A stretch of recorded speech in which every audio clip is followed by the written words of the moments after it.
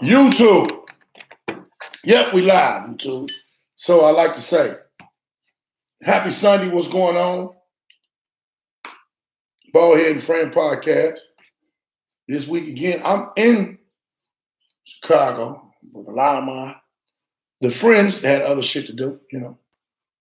A lot of people got other shit to do. Asia, what's up? Good morning, good afternoon. Venus State, all of that good shit. Yeah. I'm not trying to make an excuse why ain't nobody here, but shit, everybody had other shit to do, and that's cool. You know, Baldhead and Friend Podcast. I ain't gonna always have a fucking friend on here. I got y'all, the viewers.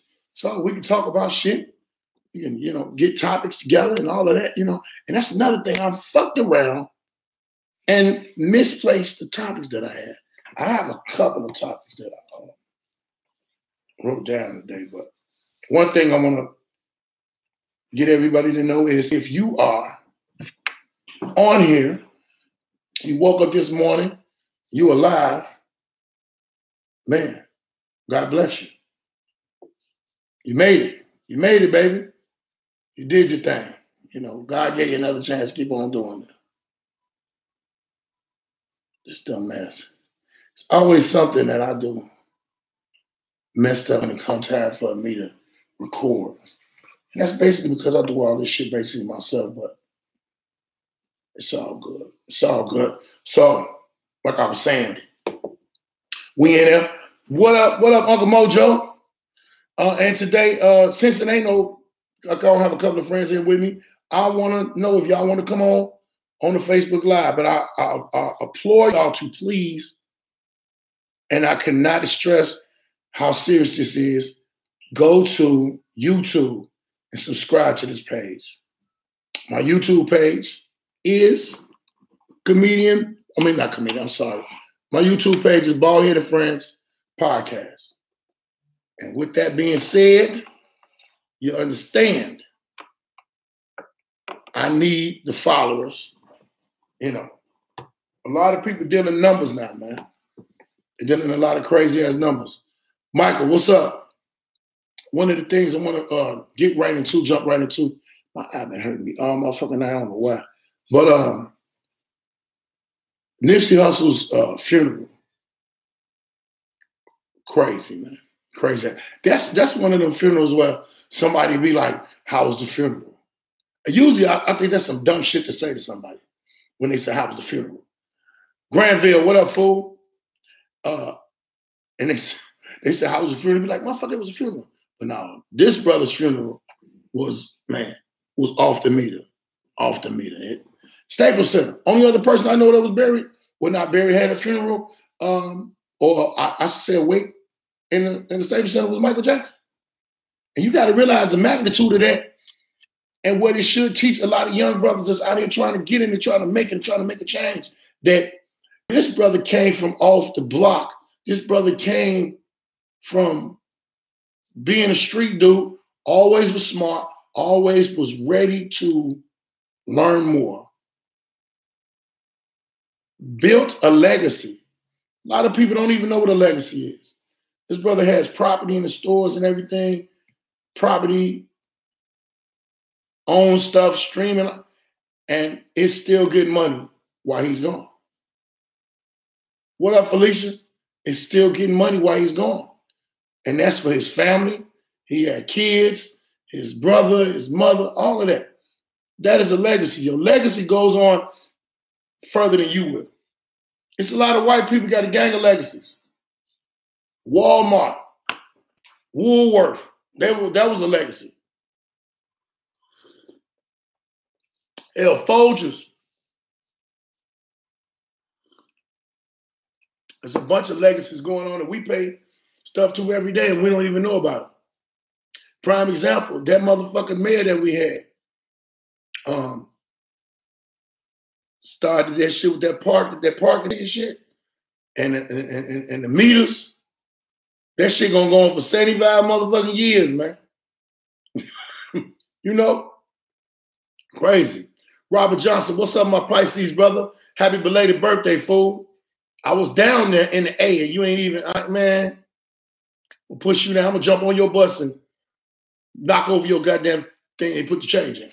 But anyway, what I'm trying to tell y'all is that brother affected a lot of people's lives. Man. It was people that didn't even know him. I met him. I was blessed to meet him through my my other comedian brother, Grady, and my manager, Tiff. And my cousins down there in LA, Joe Sean Posey, them, they knew him and dealt with him. I met him, real cool dude, laid back, you know. Not to say a motherfucker was perfect, but a motherfucker was about his business. It was on it.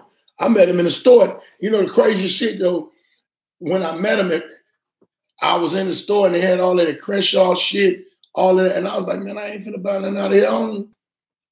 I was like, I could buy it for the sake of saying I came here to the store. But at the time, I didn't know how big his name was. He was just getting himself on, you know, and he had a team.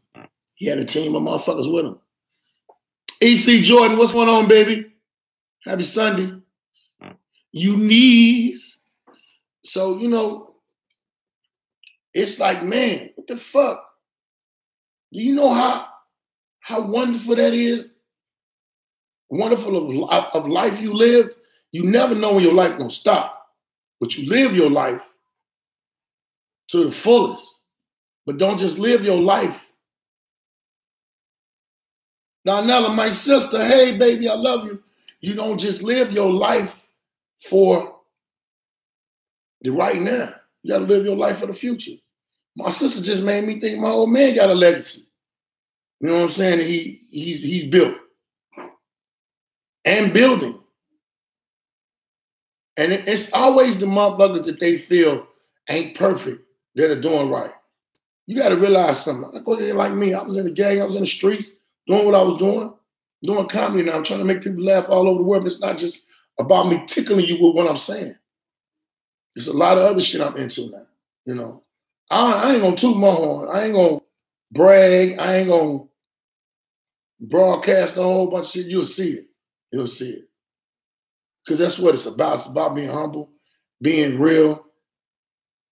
You know, doing what you got to do, man. That shit tripped me out when I looked at it. And I want to ask y'all, how did Nipsey Hussle's passing affect your mental? Michelle, what's happening? How did it affect your mental? How did it make you think? You know, let's talk about that and whatever you say, I'm gonna read your name. You know, come on.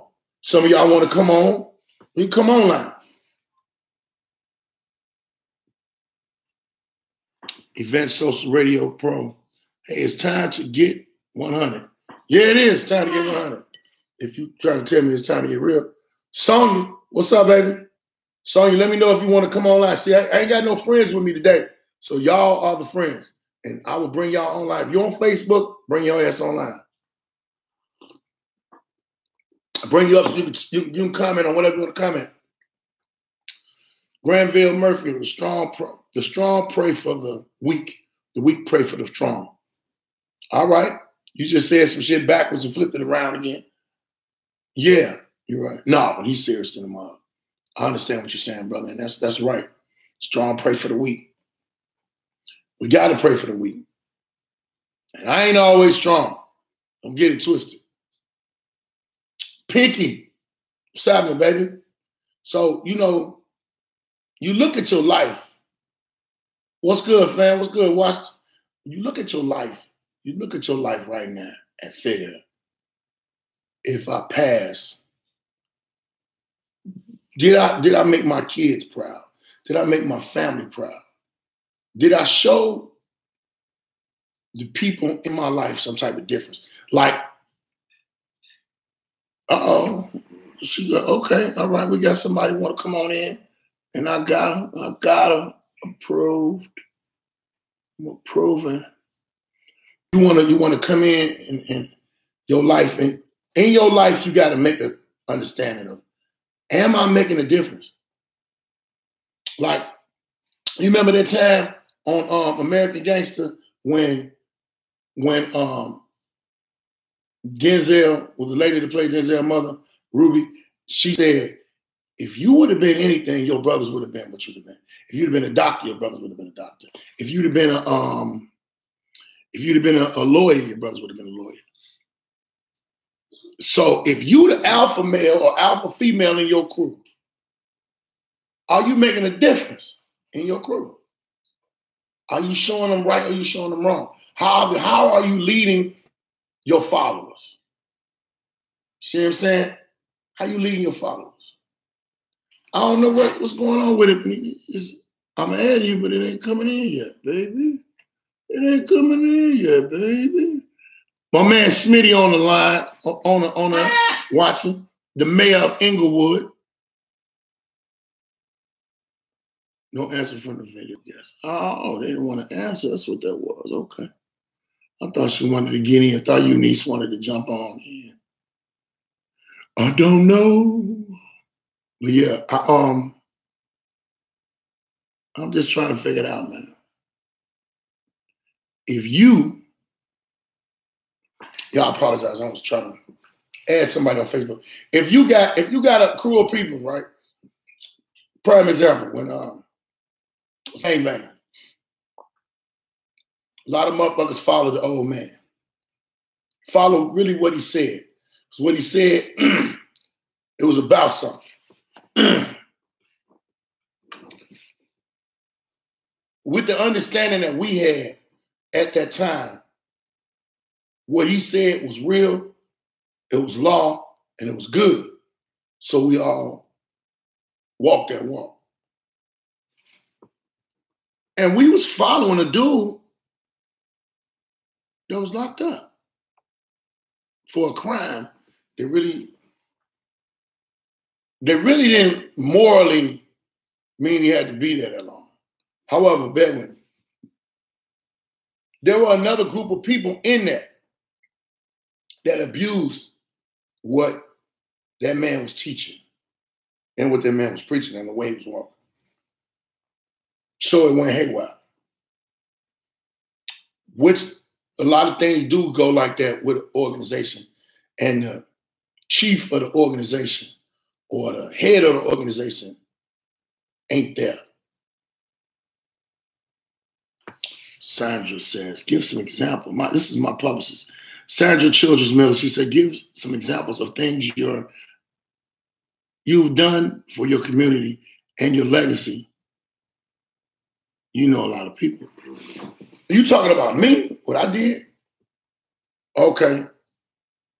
I'm going to give you an example of what I did. I came back to Chicago. I had moved to Atlanta. I came back to Chicago.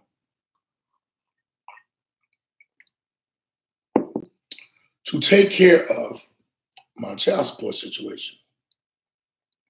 She said, yes, you. Take care of my child support situation. In the course of it, financially, a lot of shit was looking fucked up. A lot of shit was looking real bad for me. So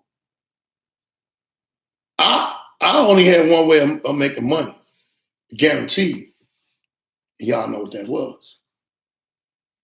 So I talked to a real good friend of mine, like a big brother, and I explained to him my situation and told him what I was going to do.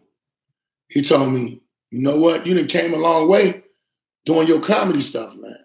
You came a long way. And this is the same cat that told me to go out to LA and put my name in the pot years before that. And I was like, I ain't ready for LA. He was like, no, don't move down there. Just keep going. They're going to have to see you. Me at the time, I didn't have the faith in myself to really do it and then think that they will understand me out there. So when I came to him about my situation, telling him what I was going to do, he was like, hold on, I got something for you.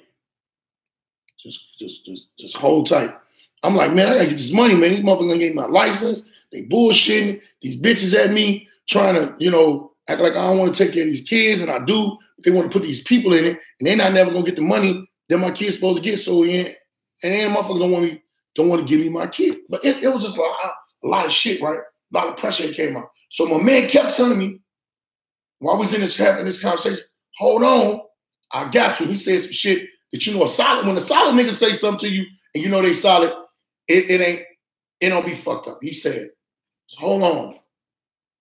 I got you. I ain't never told you no lie. I got you. I sat back, I waited probably like, I say almost a month, you know. But we was out kicking it a lot, doing shit. Motherfucker told me to meet him down here, this place downtown. And I met him at UIC. Went to UIC. And I was like, what the fuck is this, man? What are we finna do? Nigga, I don't want to go back to school. He's like, no, nigga, it's a job. This nigga got me and about 35 other niggas a steady income at one time. And the thing of it was, what we were doing, we were working for Cure Violence. And basically in Chicago, in the streets of Chicago, if you a motherfucker that was in a gang and I say you survived through them 80s and the 80s, the 90s, and you survived through all of that, and you came out on top, you could delegate situations in the streets that's going on now. And the meaning of it was like, nigga, what the fuck is we finna do? I was like, what? He's like, look, we finna go out here, we finna try to stop and get ahead of some of this war shit, some of this gang shit, some of this bullshit before it get bad. And I was like, man, these niggas ain't listening to us. He was like, they gonna listen to us. They gonna listen to us because at one point in time, we was them. I always knew like when the gang shit was going on and it was happening, I was doing it, I was able to go walk anywhere. I was able to go. I actually lived in Tarrytown. I was on the GD that lived in Tarrytown at one point in time. And I'm talking about I lived in Tarrytown when Jeff Ford was still out. Our Bill was alive. There was a lot of motherfuckers that was top motherfuckers in there. Charlie Briggs, a lot of them, rest in peace to all of them, except for Jeff Ford. He's still incarcerated. I was on the era when it was fighting. Now the same motherfucker that I was talking about is the nigga that I started to doing my shit with. Now I'm not gonna say the nigga name. No, you don't do that shit. Said, what up, boy? And I got on this job and we went out here in the streets. And we went and we started talking to these knuckleheads, these solid niggas, these shooters. We started talking to every faction and every fraction of a motherfucker that was in the game. And we started making a lot of difference. We stepped ahead of a lot of shit. I don't want to name or talk about those stories because it's implications of too many people.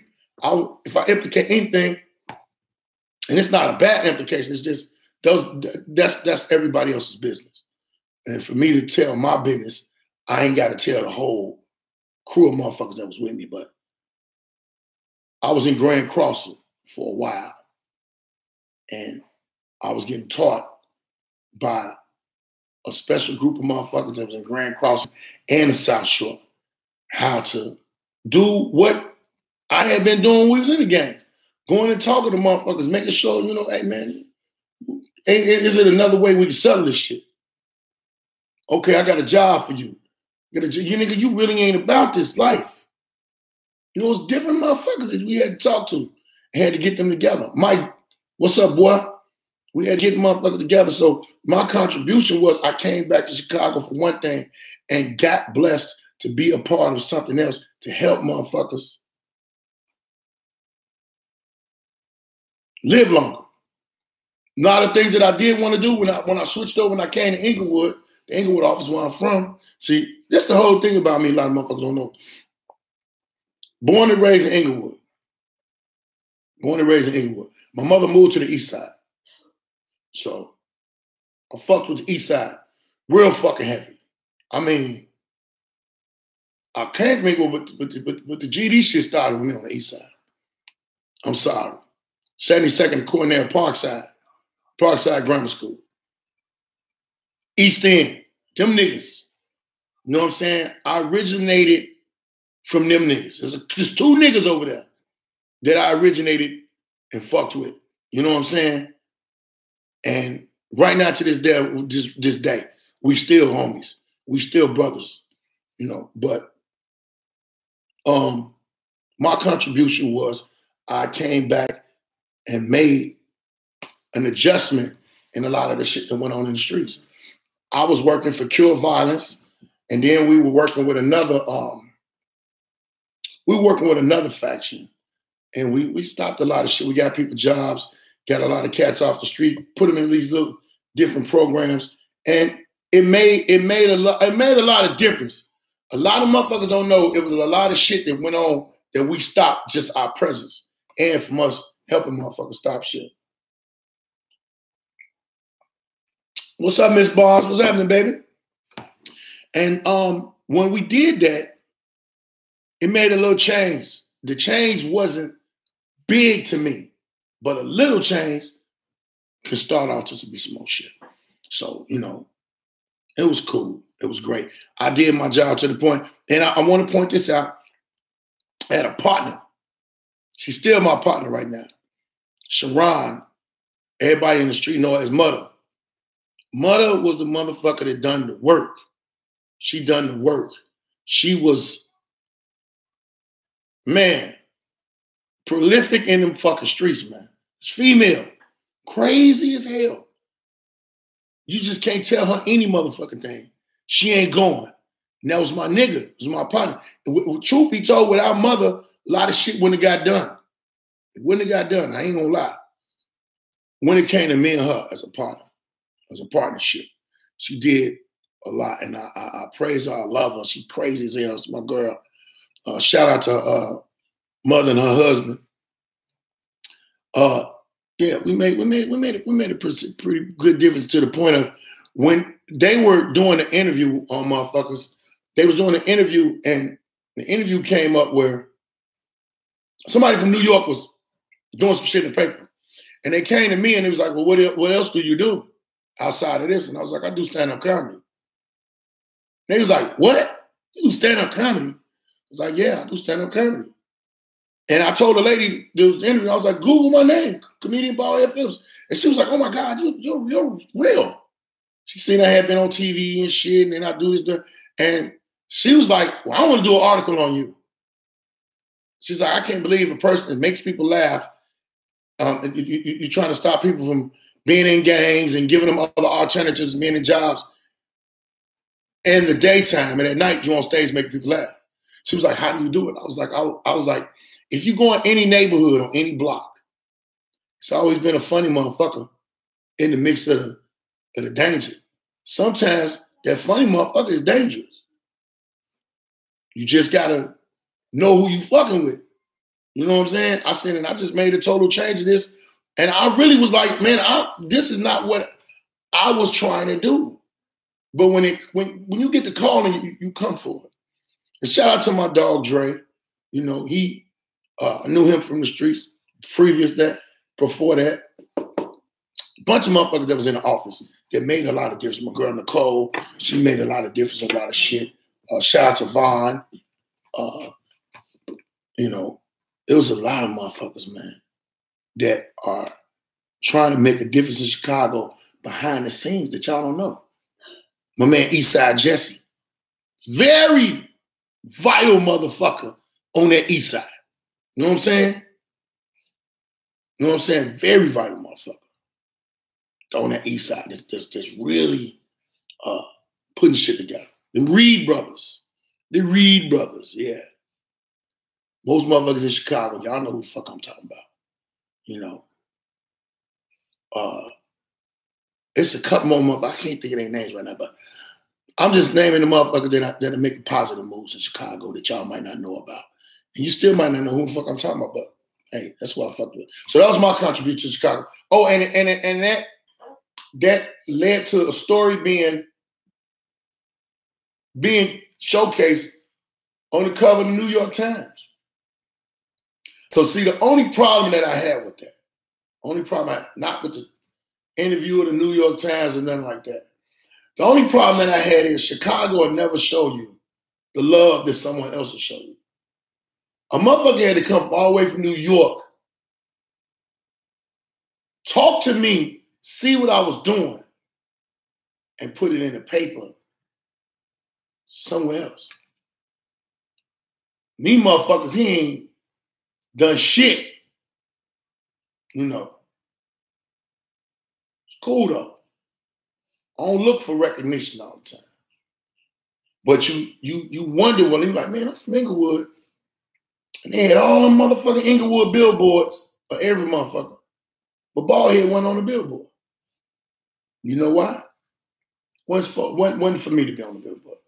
It wasn't for me to be on the billboard. I'm not tripping. You know, a lot of times a motherfucker be in your ear and you hear shit and you be like, why the fuck? Hey, don't worry about it. I know, Randy. Damn shame. But either way it go. That was me answering my publicist's question of telling people, you know, what I did and what was going on. And that was one of the things. And to see myself in that paper was a big thing. But you know, you see something, somebody tell you about it's cool. But then a lot of motherfuckers from out of state start calling me like, nigga, this what you doing? I didn't know you was doing that.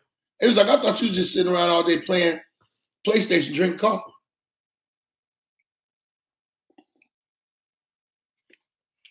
And I'm like, nah, that ain't all I'm doing. I'm doing some other shit. Nicole, what's up, you wonderful photographer? Nicole is in motherfucking Nap Town. Always been doing her thing. Can you explain what Comedy Over Depression is about? Yes. Comedy Over Depression. And if anybody got any questions, do like my publicist is doing. Don't be the only person. Don't let her be the only person. Because she is a motherfucker. She does her job to the fullest. And she is a person that pushes me to be on my shit. Because of her, I know a little bit more about scheduling. But Comedy Over Depression, I got to tell them how it started first. Comedy Over Depression started with me going through my own depression at one point in time. And I didn't know. I was depressed. What happened was I had an older brother that was doing comedy. Floyd J. Phillips, by the way, y'all go look him up. YouTube, you're going to laugh. May he rest in peace. It's my big brother. And, you know, he's doing his thing. Yo, Trayvon Zimmerman, my man, what's up, baby? Always supporting Robert. Bro, do you live in Chicago or Atlanta? Which one are you? Both of them, motherfucker. Back and forth, Rob. Back and forth. Y'all might not know I got my coffee on the table today because I'm tired of, I ain't got to get up and take no break. I got my coffee on the table. I got my creamer on the table. Yeah, ready. Let me get back to explaining what Comedy Over Depression is.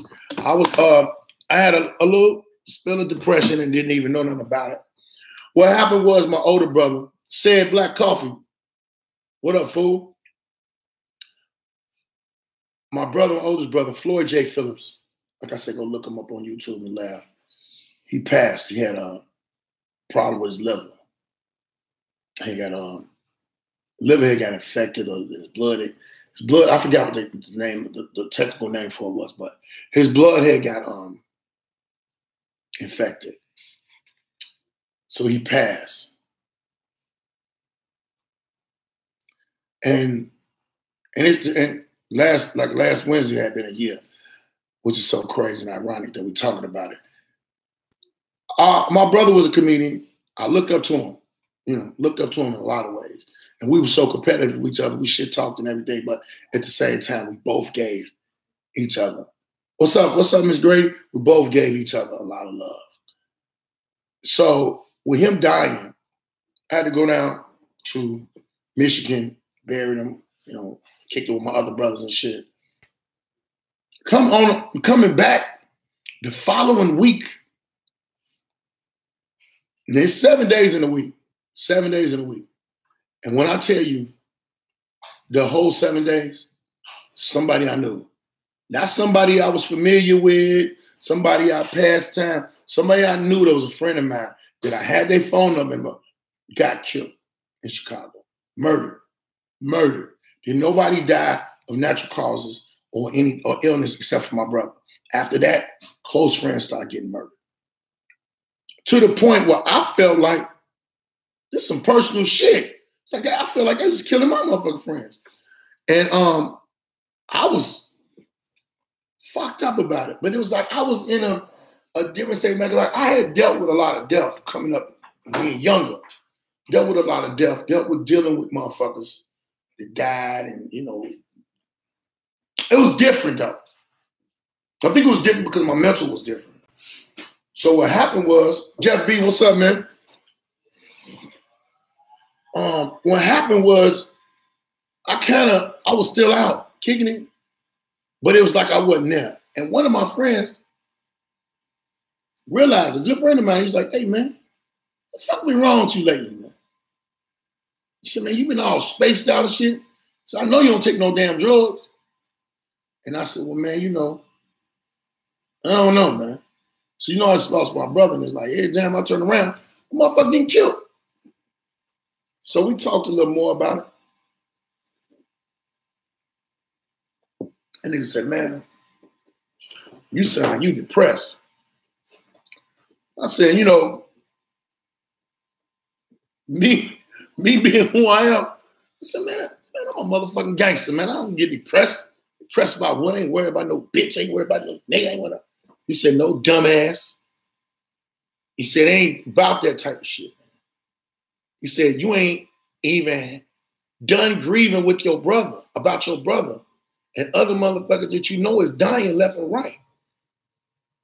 So you know when somebody say something to you and you deny it, you blame, but later on when you by yourself, you really get to thinking. And I got online and I started Googling, you know, and reading up on depression. Because I never really like looked at it or faced it before. You know, me being a black young man from Chicago or from anywhere, I ain't even gonna just put on Chicago. The black people, we don't like sitting down on no couch and talking to no motherfucker. We feel that's a form of weakness.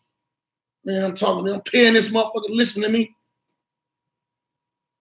And so when I really got to read and I got to researching shit, I was like, I am depressed. What the fuck? I gotta do something about this. So I contemplated a couple things. And let me tell you one thing I had found out about depression. A lot of people that get depression, you know, I don't know the percentage, I'm not gonna do the numbers, but a lot of people commit suicide. They think of suicide. They look at why the fuck am I here? You know, they feel that they can ease other people's pain with them being gone. In my case, that was not the fact. I felt like killing some motherfuckers. Yeah. That's how I felt. And I had to realize, man, I've been feeling like this, how long I had been feeling like this. Because I get into a situation, or somebody could just be talking to me, and I go, you're not kill this motherfucker. Fuck is this motherfucker talking about? And I had to realize that was my form of coping with depression. Just the thought of that. The thought of it.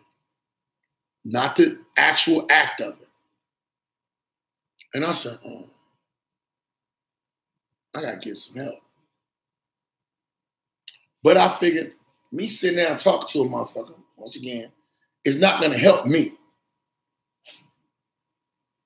So I said, I'll be on stage at these comedy shows, and whatever problem I had is released. I have a sister that passed, Carmela.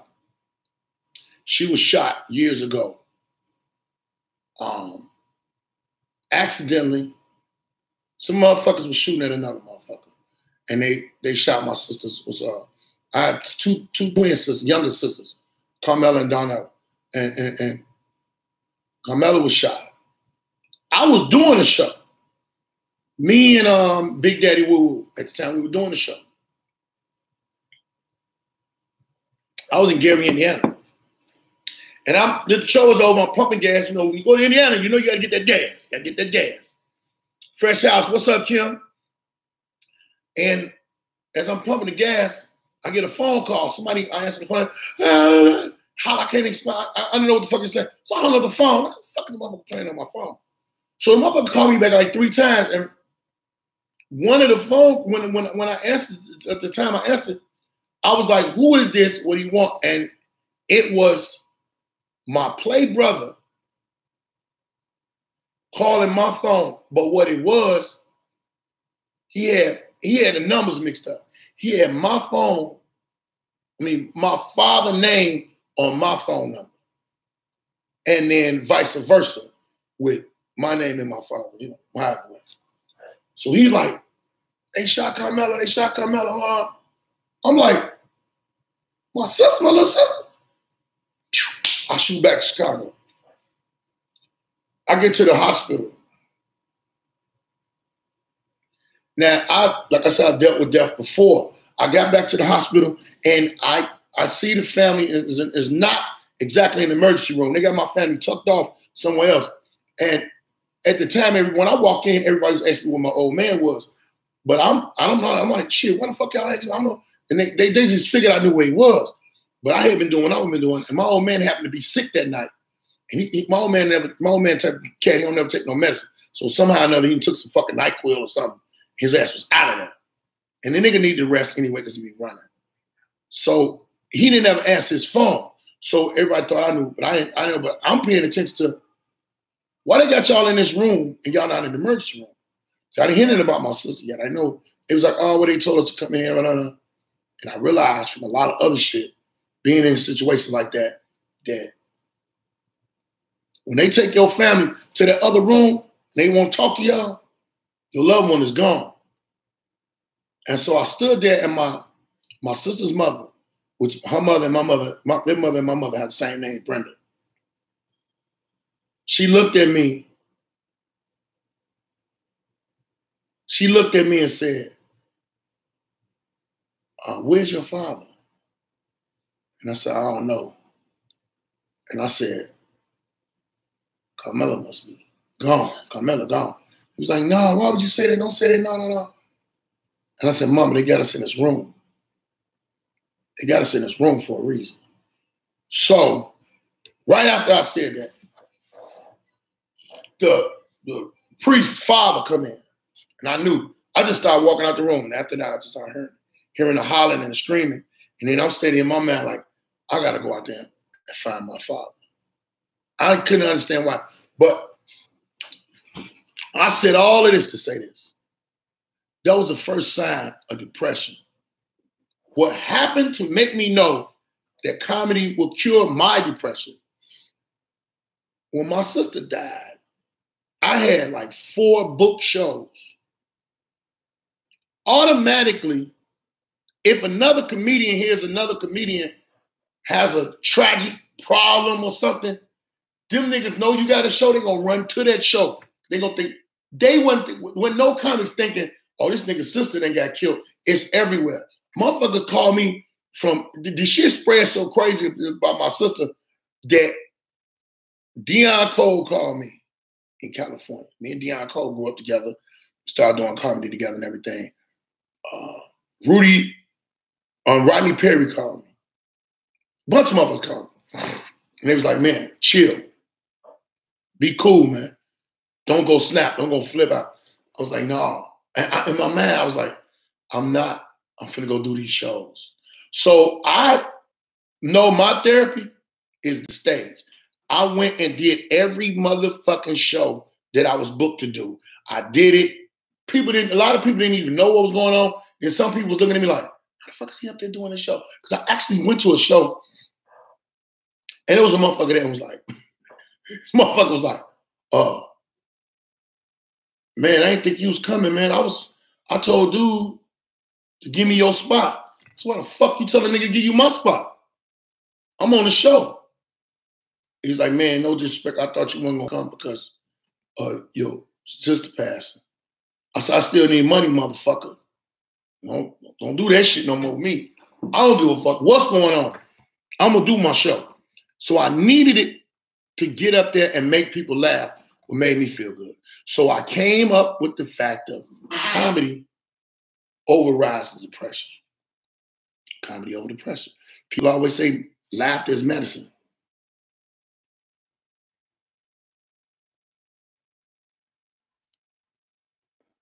Yeah, you ain't lying. I was just, I just realized then that if the therapy worked for me, it could work for other people. And I already had a show that I was doing, a weekly show. And I said, let me take the burden away.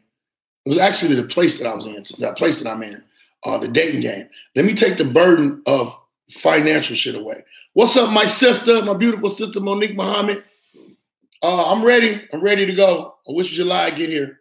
I'm ready to come. I'm ready to come. You know, I need to be there for like a week. But anyway, my sister, with her passing, it made me realize that I need to be on stage. Stage is my therapy. Y'all laughing at me makes me feel better and makes the demons go away. You know what I'm saying? So when I came up with the comedy over depression thing, I said that I want to be the therapeutic thing for people to get over shit. So you got a job, you go to work, and your job is hustling. There's a lot of bullshit going on at your job. So what I want you to do is come fuck with me every week. I'm gonna take that pressure away in the middle of the week. You know what I'm saying? So you got Monday and Tuesday. Everybody hate Monday. Everybody hate motherfucking Monday. So Tuesday, motherfucker like, Wednesday, have it in your mind, I'm gonna go to this motherfucking job, deal with these people. I'm gonna go fuck with Baldhead later on at night, laugh, have some good drinks, have some great food, and go home, and I can deal with Thursday and Friday. Because you wake up Thursday morning with the fact that, man, I got one more motherfucking day. I should take off. Fuck it. No, don't take off. Don't let that pressure, that shit, let me take that pressure up off your mind with my comedy. That's the only thing I can offer, motherfucker. That's the only thing I got. So I was like, man, let me do it. And then I thought about doing it, making it go further, with it being said by people, with it being known by people. Hey, man, it's a motherfucker in this lounge club that is trying to help us with mental health. It's motherfuckers that come in there. I had a motherfucker coming in a couple of weeks ago. Let me tell you. Motherfucker came in a dating game a couple of weeks ago. Show was over with. Had a good time. Walked up and said, I had a great time. I want to let you know. I just got diagnosed with cancer 2 days ago. Man, I am fucked up. But the fact that you are doing this, and I came in and I laughed, I'm looking at shit another way. I want to thank you, brother. I want to thank you. And I'm like, man, hey, man, anything I could do, just let me know. Another time, a brother came in there to the dating game. Me and him sat at the bar. This motherfucker sat at the bar the whole time. He didn't know I was the host. So when I went up there and I did my thing and I brought the comedian up, he came down. He said, man, you know what, man, today I came in here to get a drink. He said, I had no idea. He said, I had no idea that you were the comedian. We sat in and we talked. He was an ambulance worker. He said, you don't understand, working in Chicago, being an ambulance worker. He said, man, I just seen a motherfucker had to let their baby go. A baby got shot in the process of something. He said, the little girl died. He said, I had to, administer whatever I could administer. We shot her to the, he said, it was the most horrific thing in my life. He said, and I see death and I see trauma every day. He said, I'll be here every week, man. He said, this is going to balance everything. This is going to make everything all right. He said, because what I saw today, I just came in here I needed a drink. I didn't think about no, I didn't know it was a comedy show. He said, I did not know you could help me. He said, you just help me. And then there was another nigga like some years ago when I was at Jokes and Notes, came to me and told me that he was contemplating suicide. He had already planned out what the fuck he was going to do. The man said he went to go do something, was finna go come see the comedy show, and when he went home, he was going to put a bunch of pills on some ice cream and end it. And he was like, first thing you said when you came on stage was, make some noise if you're glad to be alive. He said, and in the course of that, I was clapping. And he said, what the fuck? He said, it was like you tricked me to let me know that I still need to be here. And you tricked me without even knowing. Because, you know, motherfuckers say, I could be in church and the motherfucker say, turn to your neighbor and say, neighbor, you just do it. But he was like, if I really wanted to kill myself, if I really wanted to die, I wouldn't have said that. He said, and you made me realize I don't want to die. And I think, and I saw that man probably like 4 or 5 years later. He was with his daughters in Walmart. He told his daughters, he said, I want y'all to see this man right here. This man right here saved y'all dead. And they was like, how he saved you? He told me, he said, don't worry about it. And the youngest little girl was like, thank you, sir. And I was like, But anyway, yeah, comedy is medicine. And my sister Monique, she had cancer. She was fighting cancer. But at one point in time, we didn't even know. She was always at the comedy shows. And because of that, you know how God make things happen. She started a cancer fundraiser. Every year, I am in Dallas, Texas, doing her fundraiser. I think I might have missed one. Monique, if you on there still, how many shows have you had? You know, how many shows have you had? And we do the show every year. I go out there and I have a ball. The show be like 1 or 2 days. We prepping for it. We eat. And it's like all clear mental health shit. Sometimes you need to take some time off mental health for yourself. And I'm not telling everybody to do this because I want people to come to my show. But man, 15. Damn. She been doing this show for 15 years. Y'all go follow my sister Monique Bennett Muhammad. And you'll know about the cancer thing. Tell your people that live in Dallas, Texas to come out because it be off the fucking chain. She just let me know, and I was tripping on it because I'm thinking it was more. She been doing it for 15 years, and I missed one. I missed one show. And my sister's an asshole because when I missed that show, she cussed me out, wouldn't talk to me for 2 months. But, you know, and I regret I missed it. I don't know why the fuck I missed that show. I missed it. It was so long, far back. If it was 15 years, I can't remember. But she was doing it here in Chicago, and she went and did it there. So July 21st, I'm gonna be in Dallas, Texas, doing a fundraiser for life. Yeah, posters. The flyers gonna come out soon. You know, flyers gonna come out, and we're gonna do it big. We do it big. It's a gala. It's singing, it be comedy, food, vendors.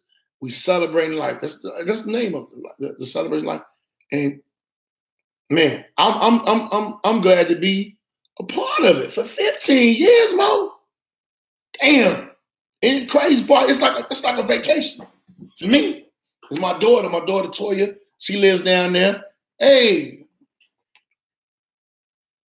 She lives down there. What's up?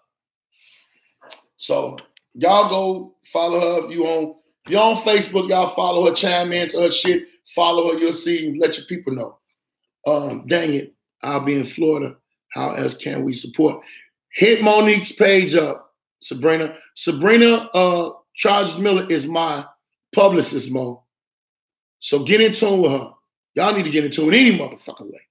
Cause shit, Mo be running me.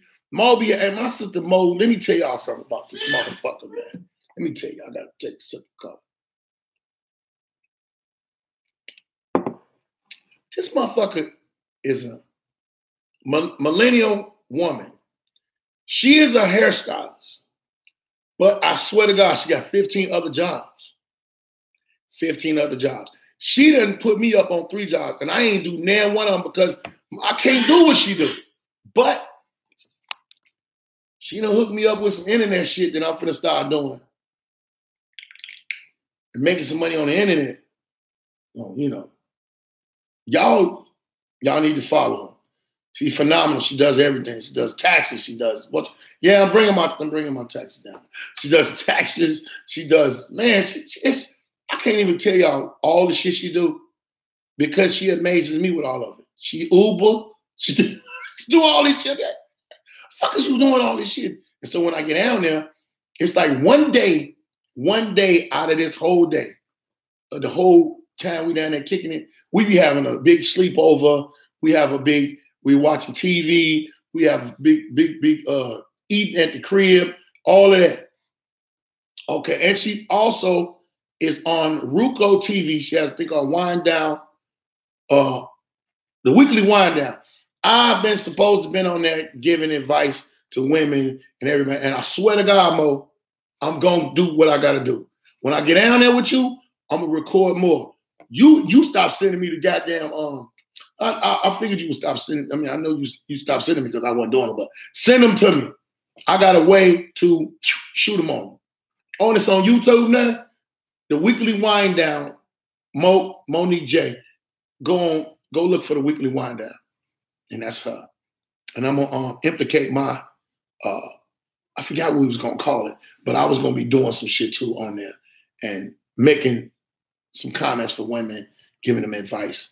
And one motherfucker had told me one day, he was like, how can you give motherfucking women advice? I can give everybody advice, because I've been through a lot of shit. Trial and error, motherfucker. Trial and error. I can give you advice from a relationship, from parentship, from motherfucking gangship, whatever the fuck you want. I can give you advice because I've been through it all. Hey, okay, Ask Baldhead. Ask Baldhead will be featured inside of the weekly Wind Down, the Monique J Show. So we putting that shit together. It's on YouTube now. I hope you got the goddamn page monetized so you can start making you some money. I'm trying to get me 1,000 followers. Everybody that's following me on here on Facebook, please go on my YouTube page and subscribe to Baldhead and Friends Podcast. I got a motherfucker on here that's on my page every week that follows my show whenever it pop up. And then you might look at it crazy, but his name is Trayvon Zimmerman. And it's really I really think he's bringing awareness to the situation. You know, he's not an asshole. It's just a play on words. Tony, what's up, boy? Cavaliers for life. Doris, how you doing, baby? Happy Sunday. So, you know, you gotta help somebody. And that I done talked about that a lot. Another topic I want to talk about, and I'm very serious about, that has came to me now, is change. I've been contemplating and preaching this shit for a couple of days now, a couple of weeks, I say.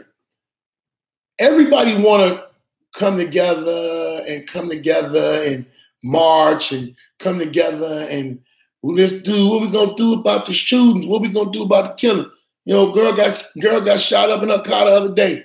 Got fucking just at a light and a motherfucker shot her. For no, there's a lot of random shit going on. This is what I'm gonna tell y'all about us as individuals.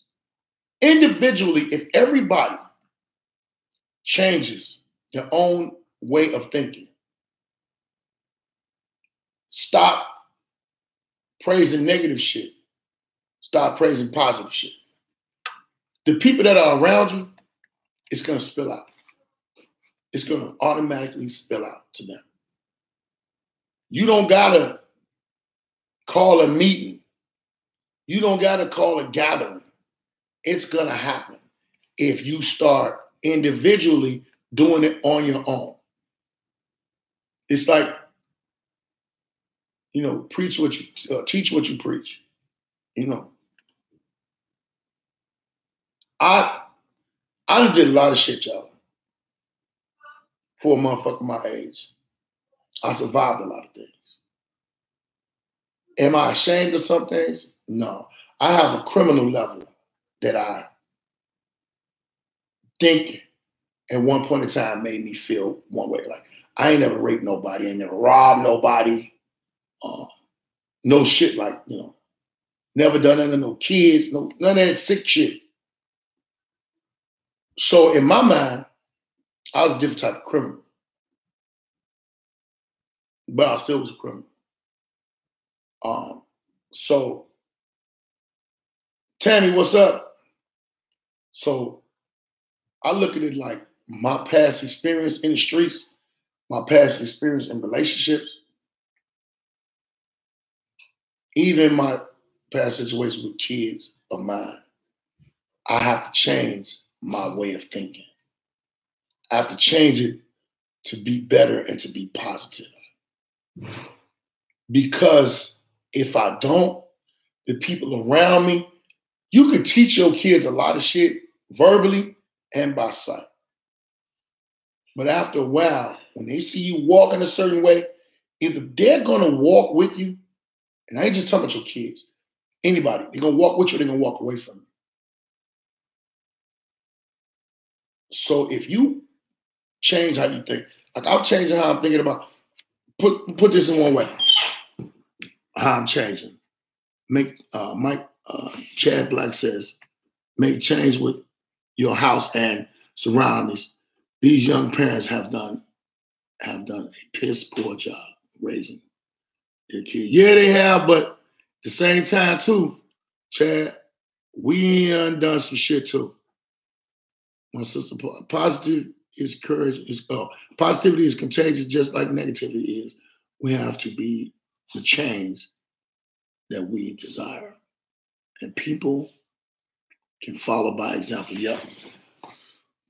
So I kind of lost my fucking train of thought. I don't know. But either way it go, you got to change individually. When you change individually, you got to worry about shit.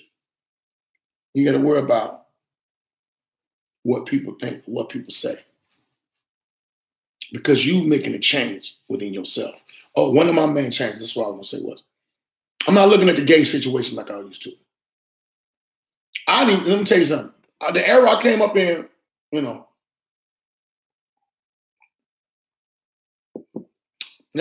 nobody fly off the handle and be tripping. As if you do, I'm going to check your motherfucking ass. Understand what I'm saying. I was in situations when it comes to being an entertainer and dealing with the homosexual agenda. This dude named Al was doing a show at was it the Harold Washington? Yeah, the Harold Washington. When Neo Soul came, I was hosting the Neo Soul Explosion. And he was backstage. Hey, Gail. He was backstage and he was gay. He was telling motherfuckers what to do. He wasn't really flamboyant. He was dressed like a regular man and all that. He wasn't a transgender, but he was, And so he was talking to me, explaining to me about what they wanted on stage or whatever. He told me at the last minute that I couldn't curse, and I didn't know that. But it was how he was talking to me. He was moving his hands, and I said, hey, man. Don't be doing that, man. Talking to me like that. That motherfucker said, boy, don't nobody want your ass. I'm just telling you what you can't do and what you can't do. He said it to me, and the shit was fucking hilarious. Laughter calmed the situation. It could have been something else. So I went on stage. I did my show off the chain. Barack Obama was there and everything. This was way before he was president. But I got off stage and I looked at the dude and I said, man, that dude crazy, man. Then like later on, I seen him at the 50 with some girls I knew. And they was like, you know Al? I was like, yes, motherfucker. I know this crazy motherfucker. So we was talking and shit, laughing and everything. Went on about our business. And later on, I was on Stony Island one day driving. And I seen Al at the bus stop. And some motherfuckers was finna get at Al, right? I pull over my truck. Hey, man, the fuck in this truck, man? What you doing on the motherfucking corner? Al jumped in the truck. He's like, man, I don't know what the fuck was wrong with him. I was like, man, you get your gay ass out here on this motherfucking corner, waiting on this bus. These young motherfuckers don't know what to do with that, with all that shit. How you was talking. He was like, I was just talking on the phone. I said, and they got mad because it's still some people that don't like it. But I told him, I said, you crazy, you funny. You made me realize the person that you were. So I looked at a lot of shit. It started with Al. I looked at a lot of shit for me to be like, I can't judge them people, man. I ain't getting shit out of judging them no way. So fuck that. Do what you gonna do. Do I still believe in it? No. But I respect it. You gotta respect another motherfucker for their wishes. So that's my part of change. Respecting people for who they are. Let them be who they are gonna be. Do I want my son being gay? No. Do I want my daughter to be gay? No. But if they are, I'm gonna love them at the same fucking level with the same energy I was. Now, me being the parent I am and the shit talker I am, I'm gonna talk shit to my kids. I don't give a fuck what you do. I don't give a fuck if you're gay, if you're straight, or whatever. But I'm gonna talk that shit to them. But it's gonna be me talking to them, not blasting them out amongst every motherfucker body. You know what I'm saying? You can't stop it. You can't stop the shit. And I was living in Atlanta. I seen so much shit in Atlanta that it make, let me tell you something. I made a joke out of it, but it wasn't no motherfucking joke when I seen it. I got out of the store, got up one morning, going to the store. Needed some coffee and some creamer, some milk and some syrup. Got out the car, walked straight to the motherfucking Kroger, in the Kroger. 2 grown men kissing vigorously in front of the fucking door. One of them had a beard and a sundress on. Beard and a sundress at the same goddamn time. Me being a nigga from Chicago who's gonna say what he wanna say, I looked around, I said, ain't nobody gonna say nothing? Ain't nobody gonna say anything about this shit? These niggas, I don't want none of that. I'm going to public. I don't want it.